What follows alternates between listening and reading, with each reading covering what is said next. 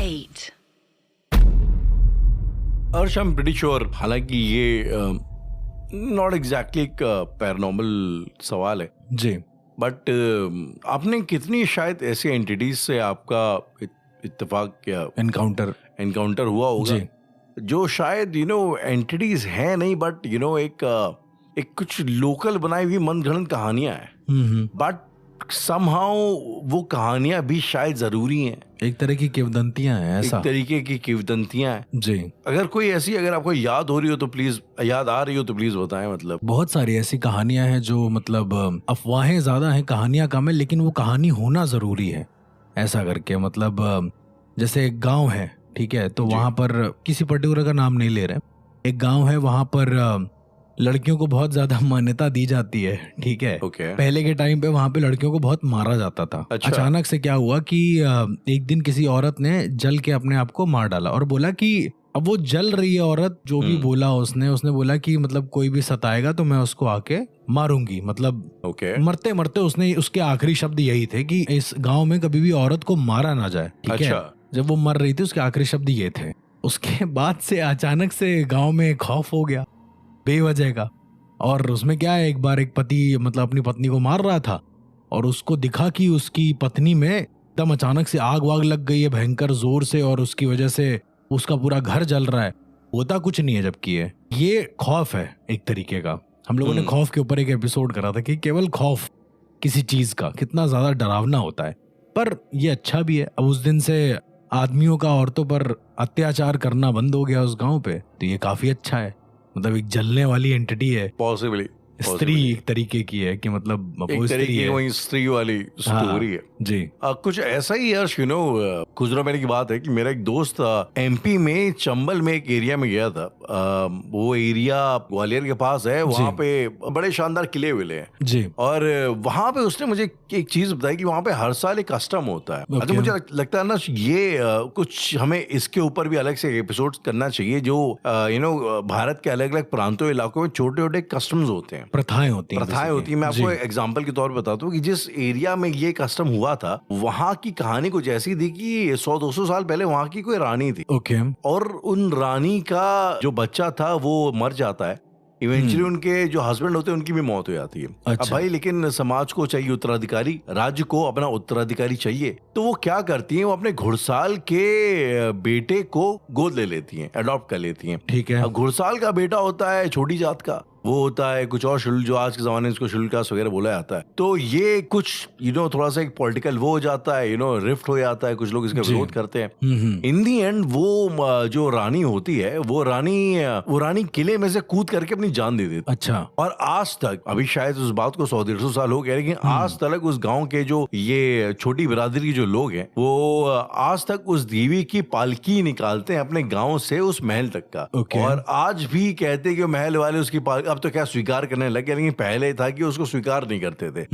तो वो एक बहुत बड़ा, और वो कस्टम आज भी, वो पालकी जब उस महल के पास जाती है तो पालकी हिलती है। मतलब वो लोग एक्चुअली में मानते हैं कि उसमें कि जैसे भद्रकाली की देवडोली हिलती है। एग्जैक्टली, ऐसे देवडोली होती है। सेम ये फेस्टिवल मनाया जाता है और सेम वहाँ पे कहते हैं रानी की आत्मा आती है। अच्छा। और वो उस पालकी को हिलाती है और चिल्ला के बोलती है मुझे उस राजा के महल तक का लेके जाओ, मैं अपने बच्चे को उत्तराधिकारी राजा बनाऊंगी वहाँ पे। और अपने बच्चे को शायद लेके कूदी थी तो दोनों की डेथ हो गई थी। तो ये कहानी है, वो कहानी आज भी लोगों को याद दिलाई जा रही है उस कस्टम के माध्यम से, और उसमें पैरानॉर्मल एंगल भी। तो कुल मिला के मेरे कहने का मतलब ये है कि बहुत सारी ऐसी कहानियां हैं, अब वो सच हो चाहे ना हो, लेकिन वो जरूरी है एक तरीके से। कई लोगों की उसमें अवधारणाएं, मान्यताएं जुड़ी हुई हैं। लोगों को उस कहानी से सुकून मिलता है, कुछ हद तक का शांति मिलती है, एक तरीके की शांति मिलती है, शायद ये भी एक चीज हो सकती है। सिमिलरली अगर आप अफ्रीकन फोकलोर्स में जाएंगे तो उसमें भी काफी एंटिटीज ऐसी हैं। अच्छा, मजे की बात, वो एंटिटीज हैं लेकिन वो लगती हैं बड़ी मनगढ़ंत सी। लाइक मैं आपको एग्जांपल दूंगा, एक अफ्रीकन एंटिटी है जी, जिसको वहां पे टोकोलोशे बोलते हैं। टोकोलोशे। और ये बहुत ही जैसे अफ्रीका बहुत बड़ा कॉन्टिनेंट है जिसके अंदर बहुत सारी कंट्रीज हैं जी, और उस कंट्रीज में एक ये एंटिटी जो है क्रॉस कल्चर, क्रॉस एंटिटीज में ये मानी जाती है। और ये एंटिटी एक बॉने की एंटिटी है, एक डॉफ लाइक स्ट्रक्चर की एंटिटी होती है, जो कि वहां पे बेसिकली जूलू और जोसा करके जो ट्राइब्स हैं उनमें से आती है। और कहा यह जाता है कि ये जो जो है एक इनविजिबल, एक ऐसी एंटिटी होती है जो कि कंकड़ को खा करके इनविजिबल हो जाता है। अच्छा। और ये सोते हुए बच्चों को उठा के ले जाता है, ठीक है, इनविजिबल होके। तो ये बाहर तक आएगी, झांक के देखेगी, अगर इस एंटिटी को बच्चा खूबसूरत को बढ़िया दिखाई दिया तो वो एक कंकड़ खाएगी, इनविजिबल होगी, अंदर आएगी, बच्चे को उठा के ले जाएगी। तो आप यकीन मानिए ज़ुलू समुदाय के लोग क्या करते हैं कि वहां पे अपने अपने घरों में जो बिस्तर होता है, उस बिस्तरों के पाए के नीचे 2-4 ईंटें लगा करके सोते हैं। अगर उनके बच्चे को सुलाना, कोई नवजात बच्चे को सुलाना हो, ताकि कोई उनके बच्चे को ये टोकोलोशे ना उठा के ले जाए,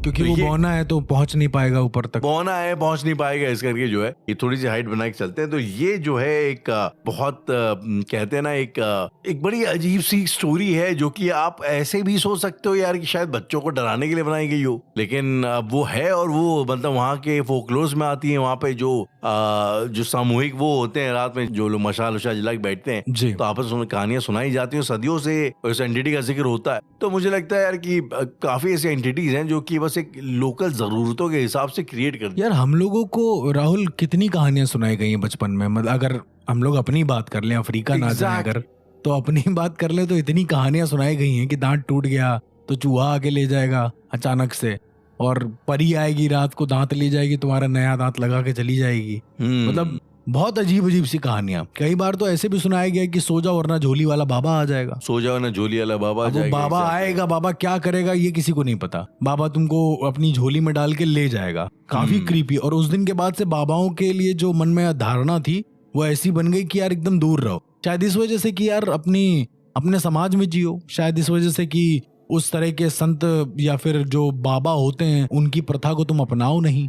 इस तरीके से ये जो किंवदंतियां डाल दी गई हो बचपन से, पॉसिबली होता है ना कि यार मतलब तुम उठोगे तो उसके बाद ये हो जाएगा, या रात को उठना चाहिए तो पानी नहीं पीना चाहिए, या एक बार कहीं कहीं पे ये भी किंवदंती है कि तुम रात को उठते हो तो पानी पी लो, पानी पीने से जो पित्र होते हैं वो एकदम शांत हो जाते हैं, तुम्हारे शरीर में आ जाते हैं वो। ये भी बड़े अजीब सी एक भ्रांतियां हैं। और अगर बच्चों की बात हो रही है राहुल, तो बच्चों को लेके तो खैर अपने जब एक नवजात शिशु होता है तो कहा जाता है उसको अकेला नहीं छोड़ना चाहिए। अकेला छोड़ोगे तो कोई जो भूत होता है वो उसके पास बैठ जाएगा और हमेशा के लिए उसे पोजेस कर लेगा। हमारे एक मुझे याद है बचपन में बोला जाता था कि वो यार छोई बोलते हैं उसको, बेसिकली आई थिंक वो छाया यानी कि शैडो को बोला जाता है कि अगर आप दोपहर में, अब आई थिंक शायद उसका लॉजिक ये था कि तुम एकदम दोपहर में निकलोगे तबीयत खराब हो सकती है जी। तो बोला ही जाता था कि निकलोगे तो जो छोई है तुम्हारी वो तुमको आके उठा के ले जाएगी, वो अचानक से बढ़ेगी, देखना तुम जितना घूमोगे थोड़ी देर बाद जो तुम्हारी छाया गायब हो जाएगी। दिन के टाइम पे ओके। तो दिन के टाइम में तुम अगर मान लो धूप में टहल रहे हो तो अचानक से छाया जो छोई है तुम्हारी वो गायब हो जाएगी। अगर वो गायब हो गई मतलब समझो इंसान बन चुकी, और बन चुकी तुम्हारे आसपास, तुम उठा के ले जाएगी। कुल मिला के लॉजिक ये था कि तुम दोपहर में घूम रहे हो और एकदम ठीक 12 बजे कड़कती धूप सर पे तो मतलब तुम्हारी शैडो गायब हो गई, धूप सर पे है, तो मतलब ये कि वो यानी आसपास है, तुमको उठा के ले जाएगी। तो कुल मिला के उस टाइम पे तुम जो है अंदर आ जाओ घर के अंदर ताकि तुम छाया छू ना सके। तो एक छोई करके जो है एक बना दिया गया था कि एंटिटी, ताकि लोग बच्चे डरें और जबरदस्ती धूप में ना निकले। लेकिन बच्चों को लेके कितना कुछ है राहुल। जब एक बच्चा पैदा होता है उसकी जब नाल काटी जाती है, जो पेट से जो रिलेटेड होती है, जब वो काटा जाता है उसके बाद एम्ब्रिकल कोड जी, उसके बाद उसे करदनी वगैरह पहनाई जाती है, उसको हाय वगैरह का वो तावीज वगैरह पहनाया जाता है, फलाने वगैरह जो भी चीजें होती हैं उसमें जी। तो उसके पीछे कितना सिग्निफिकेंस है कि अगर ये पहना दोगे तो ये कम से कम बुरी नजर से बचेगा, बच्चे को नजर बहुत लगेगी। जो होता है ना काला धागा, एग्जैक्टली, हाथ में भी पैर में भी उसके काला टीका यहाँ माथे पे लगा दो तो नजर, मतलब उसको एकदम पूरा कार्टून बना देते हैं बच्चे को। काजल से आंखें भर दो भैया, हमारा तो एकदम किलो के हिसाब से काजल डाल दिया था कि हाँ आंखों में काजल डाल दो तो मतलब नजरों से बचा रहेगा, नजरें अच्छी हो जाएंगी इसकी। इतने तो बच्चे हमारे क्यूट भी नहीं थे जितना आपने उसमें काजल पे, मतलब आप कहीं और के बच्चे देखो राहुल, ये मैं वो नहीं कर रहा हूँ, पर आप कहीं और के बच्चे देखो और एक बार अपने यहाँ का बच्चा कोई देख लो जो एकदम काजल वाजल जिसके टीका ईका लगाओ। अपने यहाँ का बच्चा ज्यादा तांत्रिक लगेगा बाहर के हिसाब से। सही बात, वो पैदा होते ही तांत्रिक लगेगा देखने में। हमारे के बच्चों को शायद नजर ज्यादा लगती है। हमारे की छपरी लड़कियों को अगर आप देखेंगे जो होती वो, आप तो अगर मान लो जो छोटी जीन्स पहनी है तो देखना आमतौर पर उनकी जो है पाँव में काला धागा बंधा रहेगा। अरे वो शायद तो छपरी लड़कियों को लगता है उनको नजर ज्यादा लग जाती है, ऐसा भी ये तो खैर पाँव में धागा बांधने वाला कॉन्सेप्ट बड़ा अजीब सा है, पुराना है, लेकिन अब ये जो बच्चों को रिलेटेड ये मुझे बड़ा अजीब लगता है, कभी कभी फैसिनेट भी करता है कि यार ये शायद किंवदंती बना दी गई हो और तब से बच्चों में ऐसा, मतलब अरे एक गांव में, मेरे ही गांव की बात है, मैंने वहां पे देखा वो बच्चा पैदा हुआ और उसको एकदम और पूरा ढक दिए हैं, हाथ में पेट में करदनी, हाथ में पता नहीं क्या वो बीड्स का कुछ बना के वो पहना दिया है, और गले में हाय लिखा हुआ है। हमने कहा ये हाय लिखा हुआ है, मतलब वो नजर का एक वो होता है, तो उसमें छोटा सा पेंडेंट टाइप का होता है, उसमें हाय लिखा होता है, ठीक है। क्या बात कर तो रहा है? ये होता है नजर से बचने का जो सिनेरियो होता है। अरे कि मैं आपको बताऊं, ये इसमें क्या है, अब अभी क्योंकि अफ्रीकन उसकी बात भी चल रही है, तो वहाँ पे एक बड़े एक अजीब सा कस्टम एक और है। जब अपने बच्चों नजर वाली बात करी ना, हाँ। तो वहाँ पे नजर से बचाने के लिए लोग क्या करते हैं कि वो लोग मुंह पे थूक देते हैं। क्या? हाँ, ये उनका बड़ा कस्टम है। तो मान लो अगर कोई नया कोई शादी करके जोड़ा आता है, तो एक particular tribe, I think Zulu कोई और है, तो जब वो घूमती है पूरे मोहल्ले में, नई बहू जो गांव में आती है, तो हर जो बड़ी महिला होती है उसका वो उठाती घूंघट, उसके मुंह थूकती है, रख देती है, थूक देती है ऐसा। हाँ, मुंह पे एकदम बकार घगार निकाल के थूकती है, ओके, ताकि उसको नजर ना लगे। तो ये भी होपफुली अपने यहाँ का जो कल्चर है वो थोड़ा कम है इससे, मतलब अगर गांव में देखें पर तो नहीं, यहाँ पे भी होता है कुछ, थू करते हैं, बट वो साइड में करते हैं, उनके मुंह पे नहीं करते हैं। यहाँ पे तो एकदम सीधा, वो कुछ ज्यादा पैशनेट उस चीज को लेकर मुंह पे थूक ही देते हैं। तो क्या इसका आपको लग रहा है कोई सिग्निफिकेंस? मुझे तो नहीं लगता ऐसा कोई सिग्निफिकेंस होता होगा ये यार, लगता भाई, मैं अब इसमें क्या दिमाग लगाएगा कोई, कि इसका भी कुछ सिग्निफिकेंस होता होगा। ये तो काफी स्ट्रेंज है। हाँ, स्ट्रेंज ही है। अब अब जो लोग, जिस डॉक्यूमेंट्री में मैंने देखा था, ये तो उनका लॉजिक ये था कि भाई जिस एरिया में होता है वहाँ पे पीने के पानी की बड़ी दिक्कत है, तो वहाँ पे लोग अक्सर जो है बहुत गर्मी में बेहोश हो जाते थे, तो उनके मुंह में नमी देने के लिए कई बार लोग थूक देते थे। अच्छा, अब वो फिर कुछ बन गया, ये अब जो भी है फिलहाल। हमारे यहाँ तो ये भी सीन है कि अगर गर्भवती जो महिला है, या फिर जब उसका गर्भ होने वाला हो, जब बच्चा पैदा होने वाला हो जी, उसके 2-3 दिन से या फिर 1 हफ्ते पहले से वो घर के बाहर नहीं निकलेगी, और जब हो जाएगा तो भी वो बाहर नहीं निकलेगी। मतलब ये कहाँ, शायद इस वजह से कि उसने जन्म दिया है इतना बड़ा पहले, क्योंकि घर पे ही डिलीवरी होती थी, तो शायद जन्म दिया है तो उसको बाहर निकलना वैसे भी पॉसिबल नहीं कि इतनी जल्दी वो निकल जाए। बट कोई और जो बाहरी इंसान होता था उसे आके देखने का अलाउंस भी नहीं था 2-3 दिनों तक। विच मेक्स, मतलब वो कबड़ी मुझे लगता है कॉमन सेंस वाली बात है, क्योंकि भाई ये उस दौर की बात है जब कुछ होती थी फैसिलिटी, और आप नहीं चाहते कोई बाहर से आए और उसके अंदर कुछ जमाने भर कुछ कीटाणु वगैरह कुछ हो, पैरासाइट्स वगैरह हो, और वो आपके बच्चों को टच करे। बट उसको तुम प्रथाओं का नाम देना, किंवदंतियों, खैर ये भी एक अच्छी चीज है कि उन्होंने किंवदंतियों का नाम दे दिया है, माने तो लोग उसको मानने लगे एक तरीके से। अगर ऐसा ना हो तो माने ना, कीटाणु का नाम ले तो कोई माने ना, ये को बड़ी बात नहीं चालू हो जाए। तो मैं वही कहता हूँ, बच्चों को लेके, और बच्चों के लिए भी मुझे लगता है ना कि हर कल्चर में अपने अलग एक एंटिटी या कोई एक किंवदंतियां हैं, बिल्कुल है, बच्चे की चाहत में। अब हमने कितने कल्चर्स की वैसे बात, हमारे कल्चर में तमाम चीजें हैं। अफ्रीकन कल्चर में आपको एक और फोकलोर बताऊं, वहां पे एक एंटिटी है जिसको लोग मामी वाटा बोलते हैं। ओके, मामी वाटा ये कुछ हद तक का वैसी है जैसे आपने पायरेट्स और कैरिबियन में कैलिप्सो को देखा होगा। बिल्कुल, जिसके सांप उसके बाल हैं, और वो ओशियन में जो है मेड्यूसा काइंड ऑफ एग्जैक्टली। और ये मतलब ये थोड़ा मुझे लगता है लो बजट, छोटे बजट वाली मेड्यूसा है, क्योंकि ये नदियों कुएं के आसपास रहती है। अरे, तो ये गरीब मेड्यूसा है, यही थोड़ी गरीब मेड्यूसा है जी। तो ये लेकिन है खूबसूरत, मतलब अच्छा, इनके हिसाब से वो भलाई खूबसूरत है। ओके, और उसके लंबे घुंघराले बाल हैं, much like the Medusa the calypso जो उसमें बताया गया है जी। और ये दोनों है, कहने का मतलब कि ये पॉजिटिव भी है, ये नेगेटिव भी। अगर ये आप इसको प्रसन्न कर दो तो मामी वाटा आपको जो है औलाद से नवाजती हैं, वो आपको औलाद वगैरह भेंट में देती हैं, जिनके नहीं होती है, और जिनको अगर जिनके नहीं होती, तो आमतौर पे वही महिलाएं इनके पास ज्यादा जाती हैं, और एक नदी किनारे बैठ के इनके लिए कुछ पूजा पाठ या कुछ इनकी शामनिक प्रैक्टिसेस वगैरह हैं वो की जाती हैं। और दूसरा जो है अगर मान लो ये नाराज होती हैं आपसे, तो मतलब उसका ये इम्पैक्ट है कि आपके घर में अगर कोई औलाद होगी तो भी मर जाएगी। ओके, तो ये भी इसका दूसरा एक बड़ा हद उसका इम्पैक्ट है। और एक बड़ा अजीब सा ट्रेडिशन इसके साथ जुड़ा हुआ है। लोग जो है एक लकड़ी का प्याला ले करके जाते हैं, थोड़ा सा उसमें चुल्लू भर पानी ले करके, पानी या उसमें वो बकरी का दूध ले करके, और अगर वो पानी का कुछ कलर चेंज होता है, कुछ ऐसा है इनका मानना है, तो अगर वो कलर कुछ ऐसे चेंज हुआ तो मतलब माता प्रसन्न है, मामी वाटा। अच्छा, कुछ ऐसा चेंज हुआ तो मतलब तुम लोग गए, तुम्हारा काम खत्म हो गया। तो ये जैसा मैंने आपको बोला कि बच्चों की चाहत में भी कहीं मुझे लगता है ना चीजें बना दी गई हैं चाहत में समाज में। मुझे लगता है कि बच्चों की चाहत में तो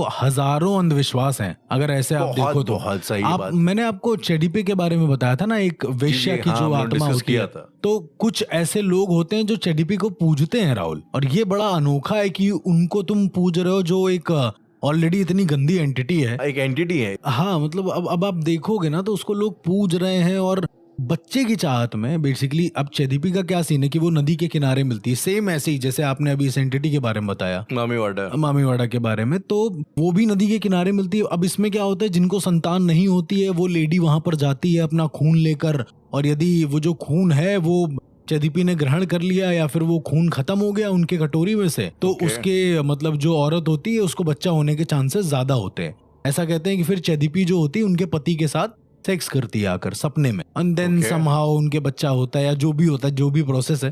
यार इस प्रोसेस को तो मतलब मानना एकदम सोच के परे है, लेकिन बच्चों के लिए इंसान क्या क्या कर लेता वो हम देख रहे हैं कि मतलब एक उसकी चाह कितनी ज्यादा खतरनाक होती है जिसके बच्चा ना हो, एक तरीके से उसको होप मिले। अर्शी, मैं ना काफी टाइम से एक चीज आपसे पूछना चाह रहा था, ये अभी आपने जिक्र किया ना एक सपने में सेक्स करने वाले कॉन्सेप्ट का जी, और हम लोग मल्टीपल ऐसे केसेस के बारे में बात कर चुके हैं जहाँ पे एंटिटीज आकर के फिजिकल कांटेक्ट वगैरह साधने का प्रयास करती हैं हाँ। एक पोजेस्ड इंसान के साथ, ठीक है, या कुछ ऐसा। फर्स्ट ऑफ ऑल तो क्या आप इस कॉन्सेप्ट में लाइक बिलीव करते हो कि लाइक सपनों में किया हुआ सेक्स मतलब कुछ एंटिटीज होती हैं जो इस तरीके से किसी इंसान को फिजिकली वायलेट कर सकती? फिजिकली तो मतलब कर सकती हैं, लेकिन ऐसा ना हो कि उसका प्रमाण कोई छोड़ दे, ऐसा तो खैर मेरा मानना नहीं है। लेकिन हाँ, स्पिरिट टू स्पिरिट ये आपस में चीजें जो करती हैं, इंटरकनेक्शन करती हैं, वो कर सकती हैं, ये पॉसिबल है। मैं समझा नहीं, मतलब स्पिरिट टू स्पिरिट कनेक्शन। अगर आपकी स्पिरिट है तो उसको कोई अलग स्पिरिट आके उसके साथ अपना कनेक्शन बना सकती है एक तरीके का। आप उसको सेक्स कह लें, आप उसको कुछ भी कह लें, लेकिन फिजिकल कनेक्शन बनाना थोड़ा सा वैसा होता है। हाँ, स्पिरिचुअल कनेक्शन या फिर जो आपके स्पिरिट से स्पिरिट वाला जो कनेक्शन है वो बनाते समय आपकी बॉडी में अगर कुछ रिलीज हो रहा है या फिर कुछ ऐसा हो रहा है, वो पॉसिबल मैं मान सकता हूँ। कुछ टाइम पहले हमने शायद एक एपिसोड में बात करी थी, जो राम अशोक जी का एक केस है जो कि दिल्ली में था जी, जिस छोटी बच्ची के साथ एक एंटिटी जो कि फिजिकल हो रही है, उसमें तो ये बता रहे हैं कि कोई मतलब स्पर्म्स के भी उसमें सैंपल्स वगैरह मिले हैं उसके। जब वो कैसे मिले, उसकी बॉडी के नहीं, उन्होंने बोला बॉडी प्रोड्यूस कर रही है स्पर्म, तभी तो वहां पे वो मिले हैं ना। बाहर से कौन आके उस पर डाल जाएगा, कहने का मतलब ये बॉडी कैसे प्रोड्यूस कर सकती है? मतलब वही चीज है, वैसे ही हो सकता है यार कि इंडियन किसी ने बाहर से डाले और वो एग्जिट शायद बाद में किया हो, होता है। वही है कि बाहर मतलब अब डॉक्टर्स का ये कहना है कि उसकी बॉडी प्रोड्यूस कर रही है कुछ अजीब तरीके की चीज है, ये स्पर्म नहीं है। दिक्कत ये है, अब उनका बार बार ये कहना है कि बॉडी प्रोड्यूस कर रही है, पर उनका कुछ और कहना है कि ऐसा नहीं हो सकता, बॉडी प्रोड्यूस कर ही नहीं सकती है, जो कि लॉजिकल भी है। बॉडी कैसे प्रोड्यूस करेगी ये सब चीजें? तो मेरे हिसाब से शायद इंटरनल ऐसा कुछ हो जाता है, क्योंकि अपना शरीर बहुत कुछ करने का कैपेबल है, तो इंटरनली कुछ ऐसा होता है कि शायद तुम उसका स्राव करने लगो, एक तरीके से उसका बहाव होने लगे या कुछ भी ऐसा होने लगे। जब से मैंने वो कॉन्सेप्ट सुना था, या जब भी मैं सुनता हूँ कि है ना ऐसा भी होता है, लाइक फिजिकली स्पिरिट्स आकर के, कई ऐसी फिल्में भी हैं जिसमें एक इनविजिबल सा क्रीचर आता है और किसी फीमेल के साथ सेक्स वगैरह करता है, जो मुझे फैंटेसी टाइप ज्यादा लगता है। ऐसा होना अपने आप में बहुत वियर्ड है। अब एक ऐसी इसी कॉन्टेक्स्ट में एक स्पिरिट है, स्पिरिट क्या कह लो यार, एक विच है basically. Okay, which I think चुड़ैल को ही बोला जाएगा, राइट? हाँ, चुड़ैल ही होती है जी। तो बेसिकली एक अशांति करके एक एरिया है घाना में, एक तो ये भी बड़ा फैसिनेटिंग है, इसका नाम अशांति है जी। और उस एंटिटी का नाम होता है ओबायफ्यू। ये कहाँ की एंटिटी? अफ्रीका, घाना, अफ्रीका की। ओके। ओबायफू उस बेसिकली उस विच का बेसिकली नाम, वो एक वैम्पायरिस्टिक किस्म की विच होती है। एंड इस विच के बारे में कहा जाता है कि बहुत लास्टी विच होती है। मतलब ये द बिजार पार्ट इज कि ये जिस विच का जिक्र मैंने किया है, ये ना सिर्फ जानवरों के साथ, ये क्रॉप्स के साथ भी लोग कहते हैं कि फिजिकली इंटीमेट होते हैं। मुर्दे नहीं, क्रॉप्स नहीं, मैं क्रॉप्स की बात करूं, फसल।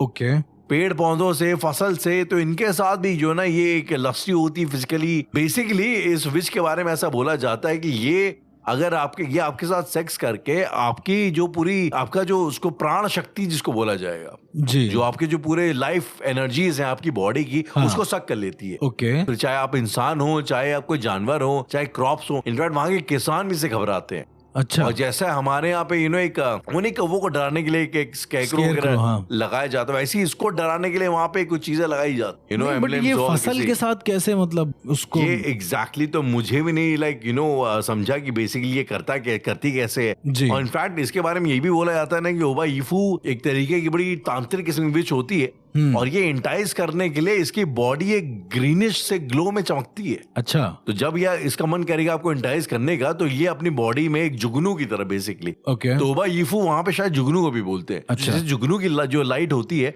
उसी तरीके की लाइट में ये भी जलती है ग्रीनिश किस्म के ग्लो में, और अच्छा। ये उस लाइट से जो है लोगों को अपनी तरफ आकर्षित करने का काम करती है।